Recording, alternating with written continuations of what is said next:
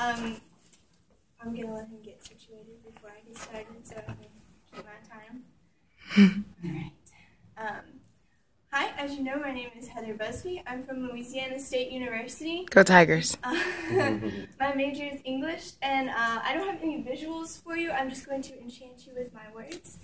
And today I'm going to be talking about the violence and pleasure of persuasion in Gorgias' Encomium of Helen.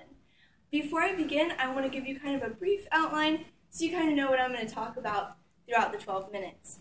So first, I will explain who is Gorgias, what is the Encomium of Helen about.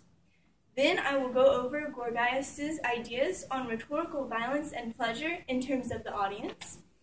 For the rest of the talk, I will focus mainly on the effects to the speaker and how these effects are supported by Plato and Aristotle.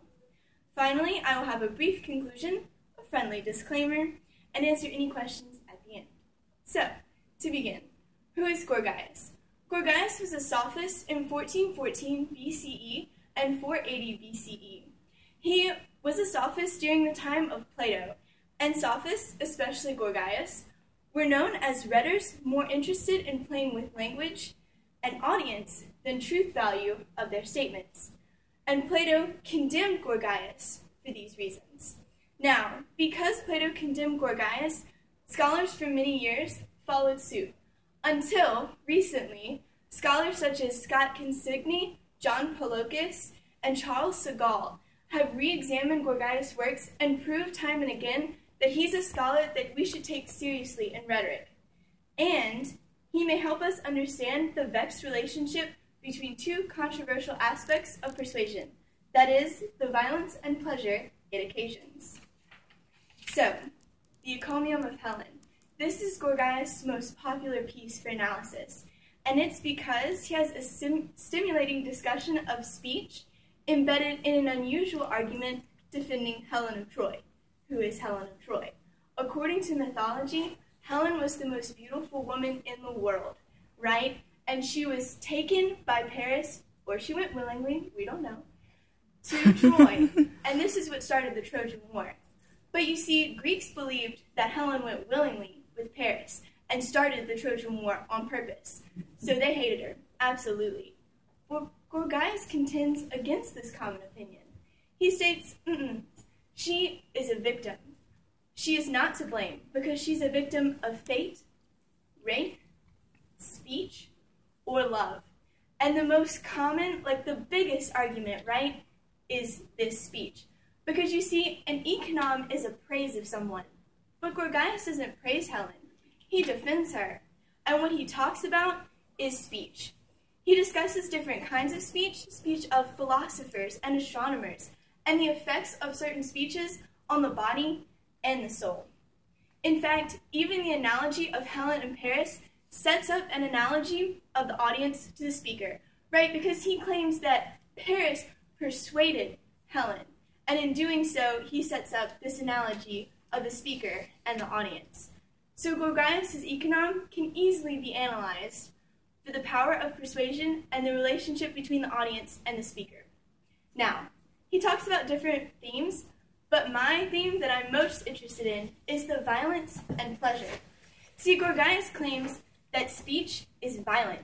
He states, Helen, similarly, against her will, might have come under the influence of speech, just as if ravished by the force of the mighty. Gorgias' metaphor is a bit intense here, right? But what he's saying is that words are powerful. And we all kind of knew that, right? You know that rhyme, sticks and stones may break my bones, but words don't hurt at all. That's not true. Because words elicit an emotional response, right? Someone says something mean that makes you upset.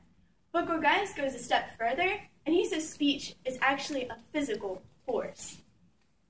And this in of itself is a radical statement. But Gorgias brings up one more element, which brings me to pleasure. You see, he says that despite this, the audience finds some speech pleasing. He states that some speeches drug and bewitch the soul. And he talks about speech like magic and incantations. If speech is as enchanting as Gorgias claims, then it would make sense that the audience would want to listen. Therefore, though pleasure and violence seem to contradict, according to Gorgias' speech, they worked together to persuade the audience. So you would listen for the pleasure of the speech, and in doing so, you would open yourself up to the violence of persuasion. Now, I'd like to focus on the effects of the speaker, because Gorgias' speech mainly talks about the audience. But based on Aristotle and Plato's theories, Gorgias also supports the effects to the speaker. He mentions the speaker at the end of his speech. He states, "I wish to write a speech that praised Helen," of course he defended her, "and a diversion to myself, an amusement to himself." In stating this, Gorgias admits that there are pleasures for the speaker too, and Aristotle supports this as well. In the Rhetor, Aristotle claims that there is pleasure in feeling superior and having power over others. So having all of you listening to me, this is pleasurable, according to Aristotle.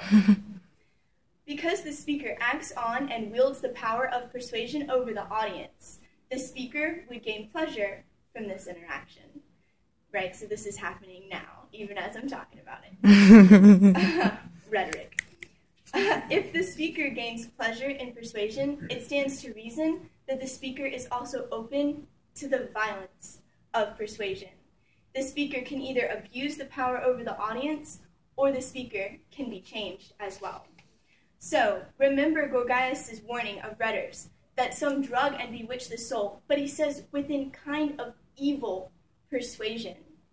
He claims that persuasion is not only evil, but can change the hearer for the worse. So I can use this power over you to lie to you, to change you, to make you think something that is wrong. And that's wrong. But in addition, I can be changed. I can change my opinions to please you. And this is what Plato was very afraid of. So, just as the audience can be drawn in by the pleasure of the speaker to change their opinions, the speaker can be taken in by pleasing the audience, causing the orator to change their opinions and beliefs in order to please the audience. In fact, in Plato's Gorgias, Socrates even chastises Calculus for this reason, claiming that he has a weakness for the people, and he sways his opinion in order to please them. Thus, based on Gorgias' Encomium and Plato's writings on pleasing speeches, it is clear that the speaker is also in danger of the violent force of persuasion when unleashing pleasure.